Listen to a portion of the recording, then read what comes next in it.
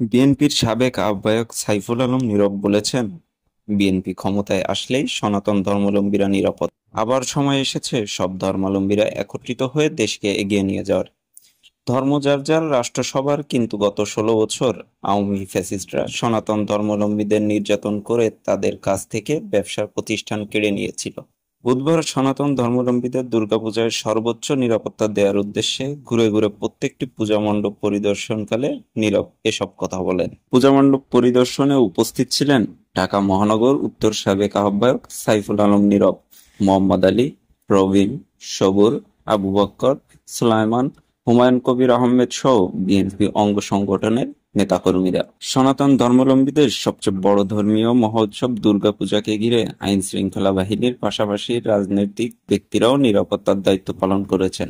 তারই প্রেক্ষিতে ঢাকা মহানগর উত্তরের সাবেক এই আহ্বায়ক বিএনপির ভারপ্রাপ্ত চেয়ারম্যান তারেক রহমানের নির্দেশে কাজ করে যাচ্ছেন। হিন্দু ভাইদের ব্যবসায়ী প্রতিষ্ঠান জারি দেওয়া হলো, মন্দির জায়গা দখল করা হলো। সারা বাংলাদেশে গত ১৬ বছর কিন্তু অনেক হিন্দু সম্প্রদায়ের ভাই বোনেরা কিন্তু পার্শ্ববর্তী রাষ্ট্রে পালিয়ে যেতে বাধ্য হয়েছিল। গত ১৬ বছর কোনো ধর্মের মানুষই কিন্তু নিরাপদ ছিল না।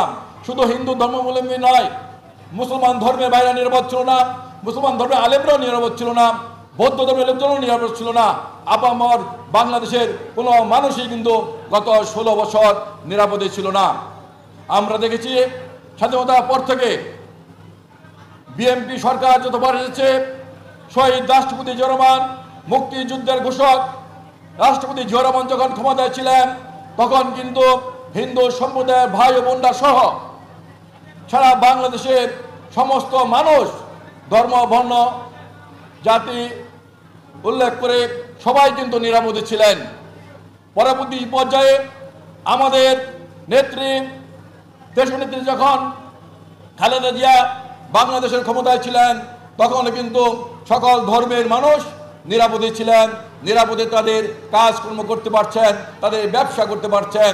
একমাত্র বিএনপির আমলেই কিন্তু বাংলাদেশের সকল মানুষ, সকল ধর্মের মানুষ নিরাপদ।